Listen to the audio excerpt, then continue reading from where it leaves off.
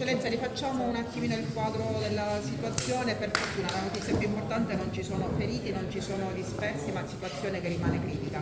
Allora, noi abbiamo attivato il centro coordinamento soccorsi già ieri pomeriggio per seguire la situazione. Allora, l'aspetto positivo l'ha già evidenziato è che non abbiamo avuto per fortuna né dispersi né feriti.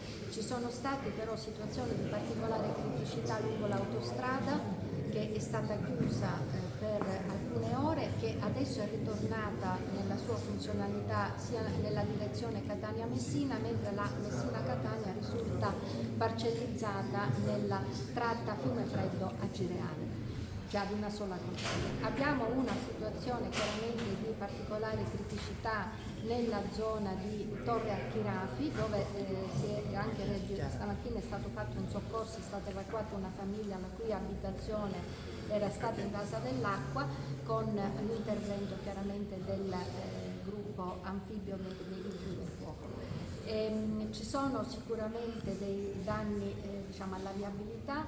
Abbiamo una frana riscontrata nella Timpa di Acireale, ma per la quale si sta già intervenendo, si sta procedendo, ed altra una frana in una zona di Mascali. Anche questa ci aveva suscitato preoccupazione perché non avevamo contezza circa la presenza o meno di persone, però sostanzialmente non abbiamo avuto riscontro appunto di presenze di persone. Certamente ci sono molte situazioni di cantine allagate e garaggi allagati, quindi sono in questo momento presenti i vigili del fuoco, le squadre di protezione civile, i comuni eccetera. Ci sono le idrovore, ci sono mezzi dei vigili del fuoco, sono arrivati i mezzi anfibi, sono arrivati anche soccorsi dalle altre province, di supporto per l'attività, perché evidentemente abbiamo appena finito una riunione con la Sala Nazionale di Protezione Civile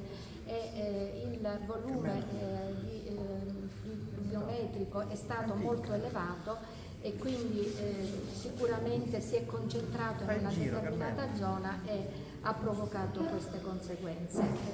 Le componenti della protezione civile e del soccorso e dell'assistenza sono tutte, si sono tutte adoperate, sono tutte sul posto. Siamo in contatto con l'Enel per il ripristino dell'Enel.